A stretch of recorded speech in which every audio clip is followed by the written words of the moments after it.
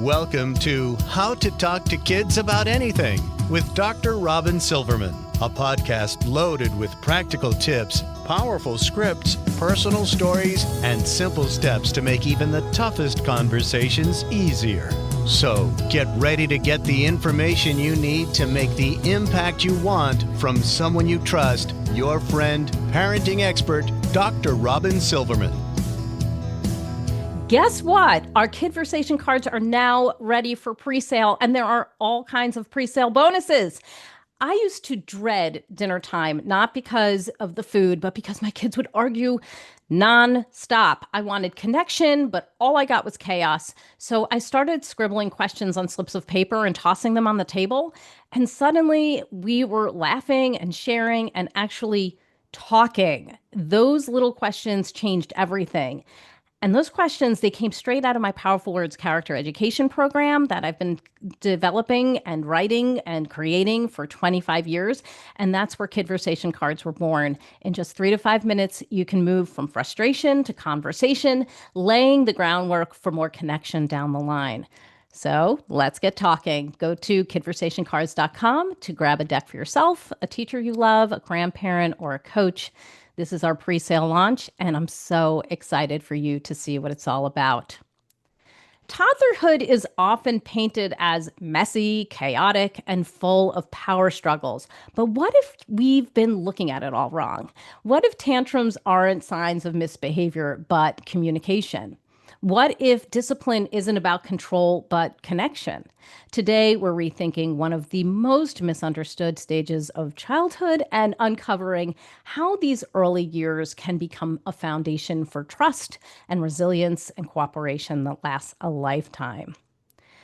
Devon Kuntzman is the founder of Transforming Toddlerhood, an ICF certified coach, psychology graduate, and the original toddler parenting expert on Instagram with a community of over 1 million parents.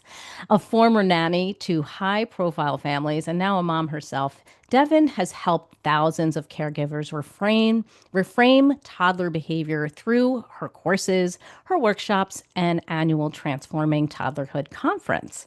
Her new book, Transforming Toddlerhood, offers a science-backed and passion-filled approach to decoding big feelings, reducing power struggles, and creating connection-driven discipline that works in real time. If you're looking at YouTube, here's the book here, and I've got plenty of notes in it. Welcome, Devon, to How to Talk to Kids About Anything. Thank you so much for having me.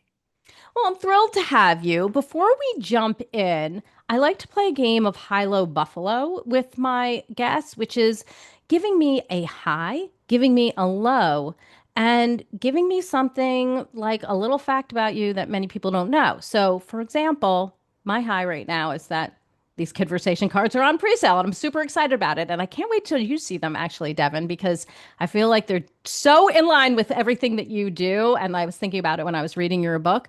But they have a little question on the front and then a little action on the back of like how you can build bravery, how you can build open-mindedness so that the kids can have just a little something to do that week that will build on that. So that's been super, super exciting for me. One of my lows is this weirdest thing that's been happening, and I feel like it's been happening in a lot of places, but a lot of the kids in our neighborhoods nearby have been having problems because they've been doing these e-bikes. And they've actually had some crashes. There have been like people very upset about them because of, they're causing a lot of noise. But then there's some boys who are like totally not doing that. And then they're getting lumped in with all of that. So that stinks. And a buffalo about me. I used to sing the Star Spangled Banner for a minor league baseball team. And I did it a couple of times. And I even was on the news for it. And that is super weird because it's like a million years ago. Okay. So give me your high, your low, and your buffalo. Okay. Well, I would say my high is absolutely my book coming out on October 21st, which is today. Yay! It is out. Oh my gosh. It's so exciting to finally have this book out into the world that I just know is such a game changer for parents and something that's been missing from the books that parents have available to them. So I'm just so excited about that. Super exciting. I would say my low is I've been traveling a lot. And so I've been away from home, which is always fun traveling, but I like having my husband and child with me when I can because I like spending as much time together as possible. So it's been Perfect. a little bit hard being away from home. And I would say my buffalo, which is so funny, is going on e-bike adventures. It's Ooh, so how funny. funny and ironic. Okay.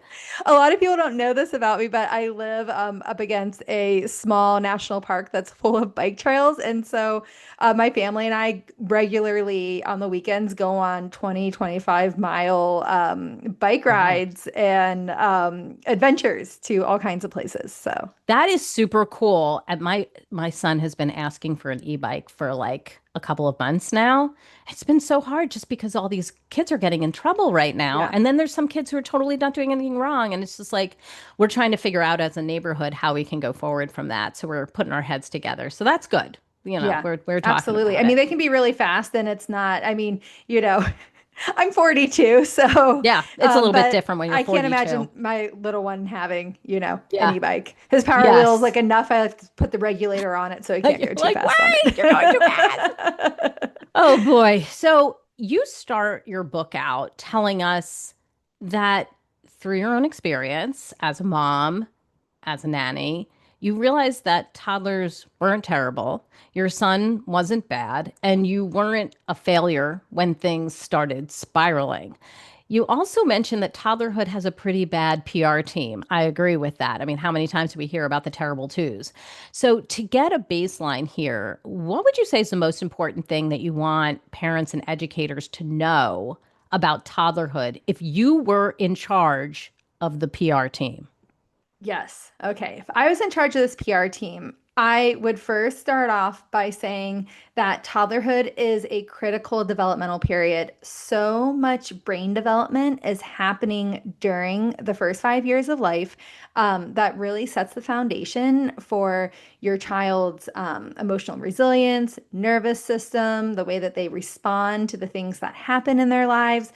It is so vitally important. So that is the one thing that I want parents to know, that if we call toddlerhood terrible, then it it distracts us from what's truly important about this developmental period and the power that we have to support our child in learning skills and really shaping their brain development and the rest of their lives. Yeah, it's really important that we know that toddlerhood isn't just something to get through. It's Mhm. something to fully engage with and develop. So I think you're right there that there's a lot of great development that happens during that and to revel in the newness and all that's going on. But it's hard. We have to shift our mindset. And you talk about that in the book about shifting your mindset since we focus on that many times in how to talk to kids about anything. We talk about all different topics. And I was especially happy to see the scripting in your book. And you talk about this regarding mindset. In moments of frustration or when topics get tough, it's so helpful to have examples of what to say. And of course, make them your own if you want to, or just pull them just exactly as is because you have great words. And that's why I provided scripts in my book because sometimes people don't want to have to think about it. Other people want to, make it more personal. Great. So I think it works perfectly fine. So to be a confident leader or guide, we must have a growth mindset. You and I talk about this both. So let's do a few of these fixed mindset transformations together. You Mhm. talk about them in your book. I talk about them in mine. I'll give you the common fixed mindset perspective. And please give us what you think would make this better to say instead.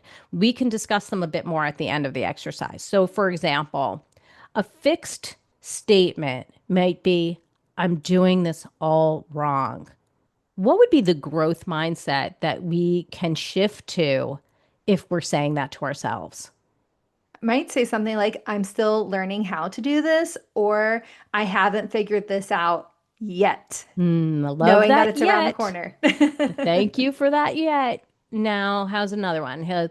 I'm failing because I yelled is the fixed mindset. What would be the growth mindset?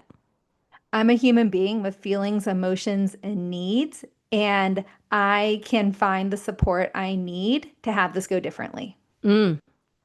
Fixed. I don't know what to do. What's the So growth? the growth might be trying to figure out what to do here, or you might say something like, I'm still figuring this out. Mm. Fixed might be I suck at this because I keep messing up. What's the growth? Hmm. You might say, I feel like I'm messing up and my feelings aren't facts. I'm Mm. actually just a human being who's doing my best. And next time I can try something else or practice something new. Mm. So, when we move to a growth mindset, what happens to our leadership with our family, with the people that we're with? Oh my gosh, so much changes. When we move to a growth mindset, we start noticing different things, right? We might start noticing some of the behavior that we want to see. We might start noticing that there are moments that our child is actually doing the thing we want them to do, but we were so blinded by the behavior that we didn't want to see and getting down on our child, thinking that this is a problem to be fixed, or getting down on our parenting, that we didn't actually see the things that were going quote unquote right and notice that more. And when we can shift out of this place of what I like to say is like the fixed mindset is looking through the rear view mirror, stuck in coulda, woulda, shoulda land, like I Mm. could have done this, I should have done that type of thing. When we can shift out of that, this is how we get unstuck. This is how we show our children that it's okay to be a human being, that it's okay to not have every answer right away, that it's Mm. okay to learn as you go. And so then when we can shift and start looking at the horizon, out the windshield, and start practicing something new, it's so empowering to take Mm. that little step. That little step, that little step, each stepping stone toward that outcome. And then you start to realize your child isn't much different. Your child, they're learning. They have immature brains. They don't have a lot of life skills, and they just need to take the next step, the next step, the next step towards mastering those skills that they need to be successful. Mm. I think that's beautifully said. And then you also realize that you're doing things well. There are times when you're making some improvements, that you Mhm. yelled less today, that you listened more. And when we are tuned in that sense to our growth mindset, and we see that your child is doing better and you are doing better, then the days don't become as frustrating and laborious. Would you agree with that?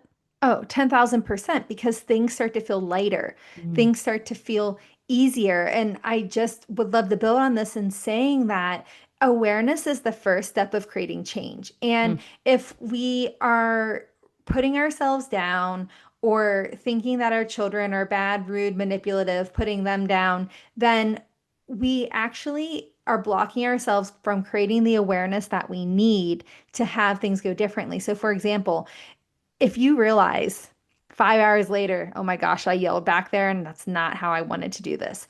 And then maybe after you start noticing this and practicing a redo, practicing something else, you might start realizing it 15 minutes later, 5 minutes later, in the middle of yelling. And then you Mm. stop There you yourself. You're go. like, wait a minute. And then you start to notice it whenever you feel yourself about to, but before you open your mouth. This is how change is created. The same with your child who might have a habit of hitting, right? Some toddlers Mhm. get into the habit of hitting to try to make their feelings, emotions, and needs known. But then you see your child lift their hand and then they pause. In Mm. that moment, you can say, wow, you're so upset you want to hit, and you didn't. Look at that self control. So then you're noticing your child's awareness and cheering them on. And it's all just about that noticing, Mm. noticing the places where you're practicing and improving, noticing the places your child is practicing and improving. Yes. And I would love to just highlight something that you said, just put high beams on the fact that when we're praising our children in that way, in that very specific way that's happening right in the moment, it can be received and repeated. So notice that Devon didn't say, good job on that.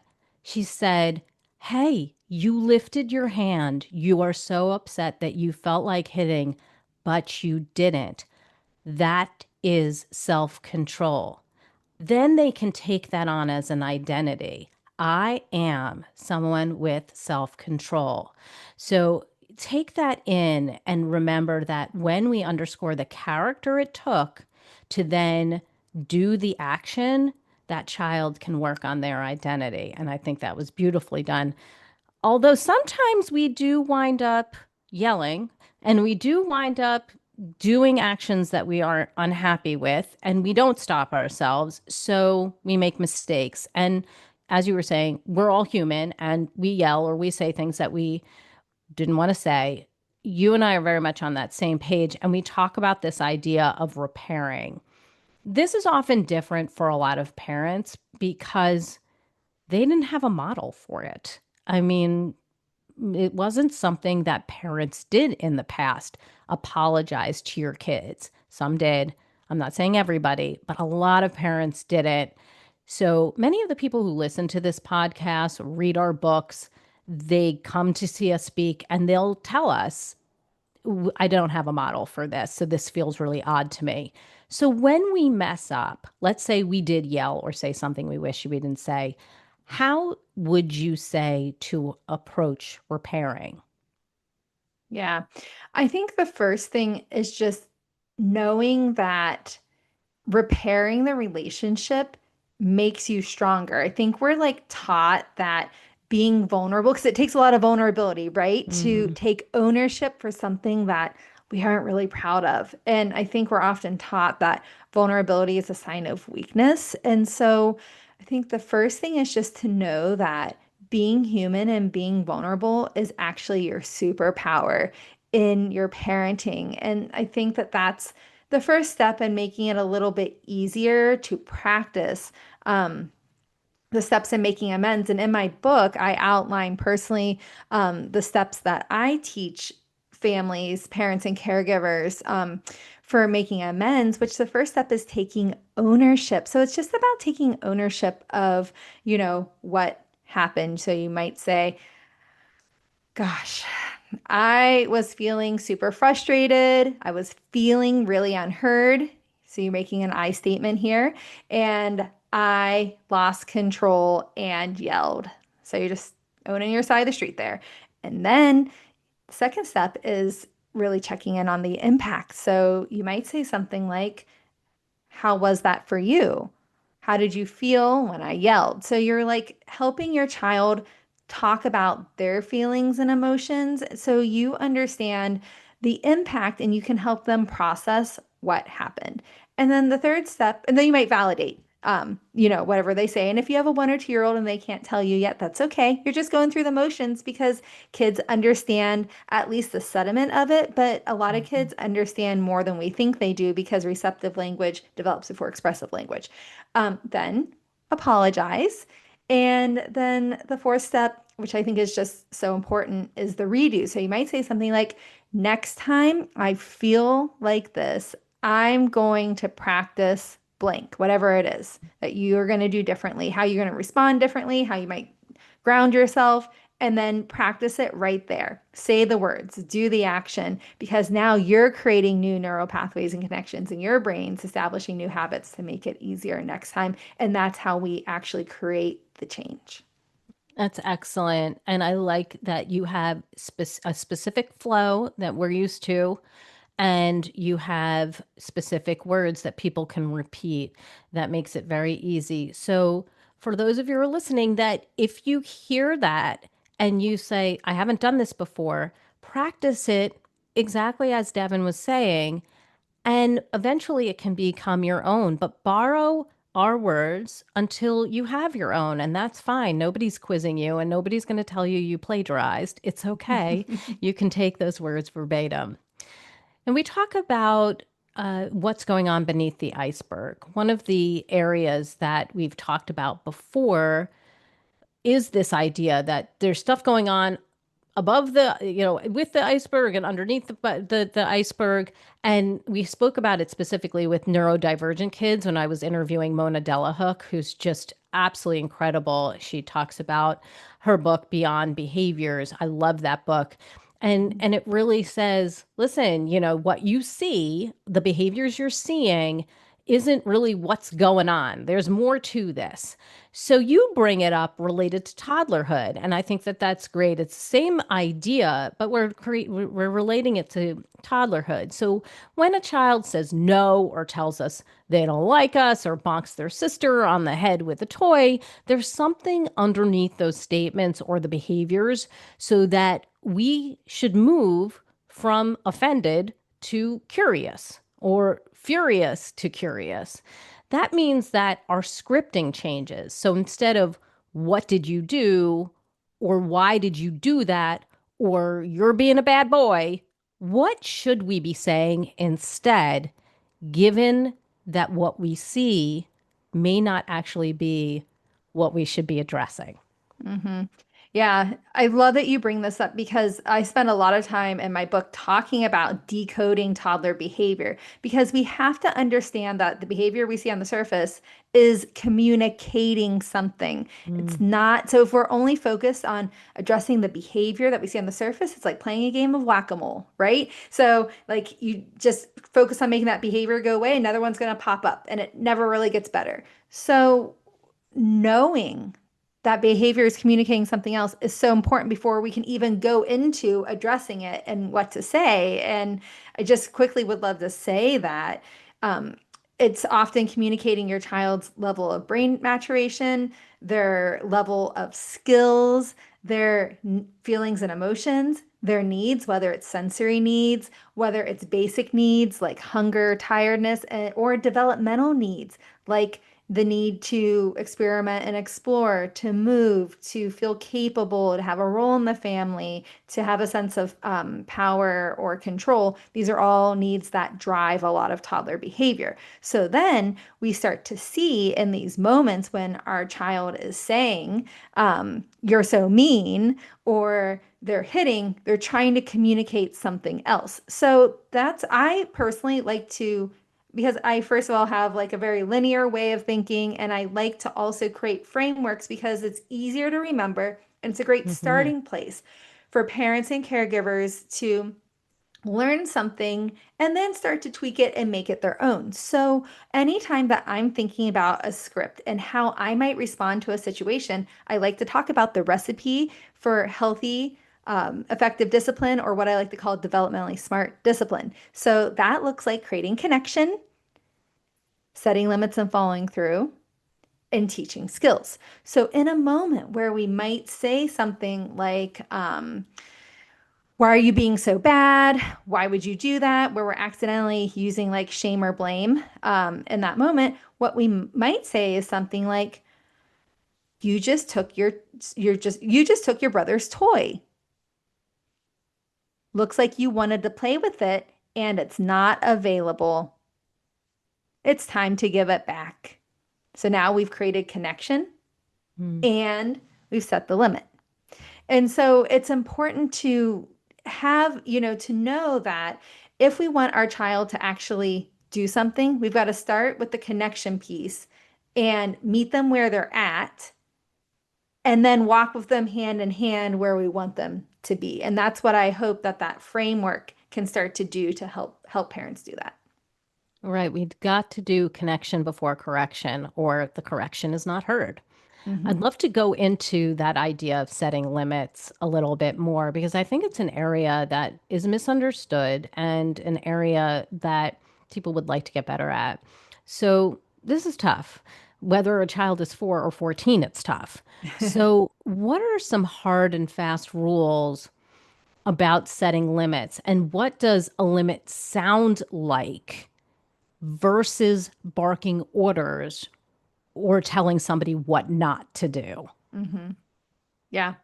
So limits can be set in so many different ways, but I think the first thing to know about limits is that it's oftentimes we think that setting a limit is like the end result or like the end of our job. Like, oh, now we've set the limit, so everything should just fall back in place.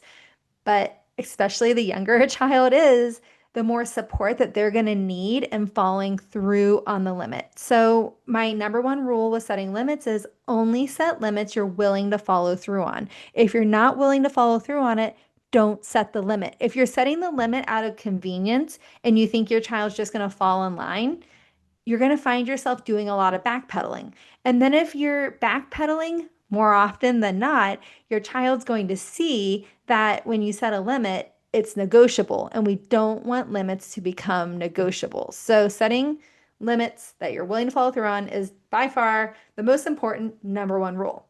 Now, what do these limits sound like? It can sound like something very direct, like I won't let you hit.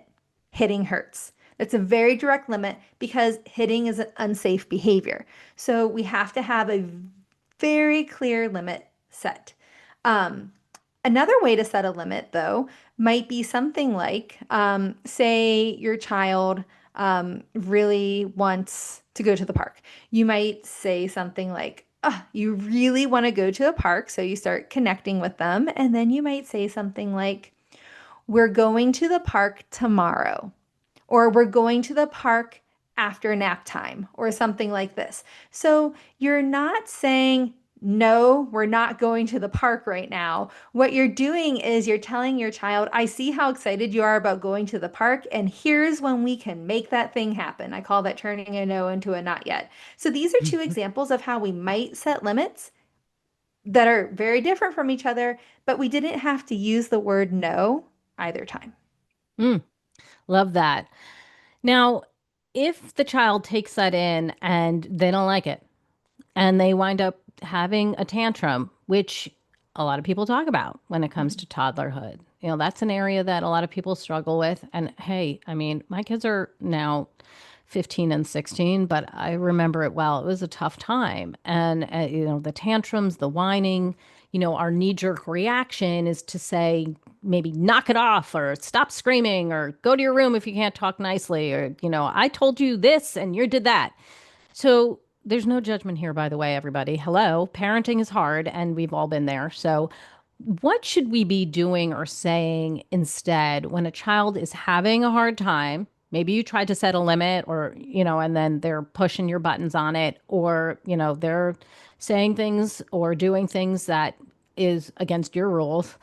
What should we be doing or what should we be avoiding doing when this tantrum is happening? Yes. So when it comes to setting limits, we have three jobs and the child has three jobs. It's our job to set the limit, to follow through on the limit, and support the big emotions. It's your child's job to test the limit, have a reaction to the limit whenever they realize it's not budging, right? That's where the tantrum comes in, and then accept the limit. You cannot accept the limit for your child. All we can do is hold space for the emotions while upholding the limit. They have to decide to accept it. So there's so many ways to respond in this moment. You've got to know your child, you've got to know the situation, and you've got to know your bandwidth in that moment. But most importantly, it's not about making your child stop crying or to hurry them through their emotions. The crying is part of the release that gives them the space to accept the limit. It's also part of them trying to understand if I'm upset about this, will it possibly change? And so what we just want to realize in these moments that there isn't necessarily so much to do except uphold the limit and hold the space. So for example, if your child keeps maybe petting the dog, like say you have a toddler and they're kind of petting the dog in a rough way or keeps playing with their tail and you're like, well, this is dangerous, And so you set the limit and said something like, I won't let you play with the dog's tail. It's dangerous. It's unsafe. So what you might do then to help your child follow through on the limit is actually have to pick them up and move them or move the dog, right? So now you're helping them follow through.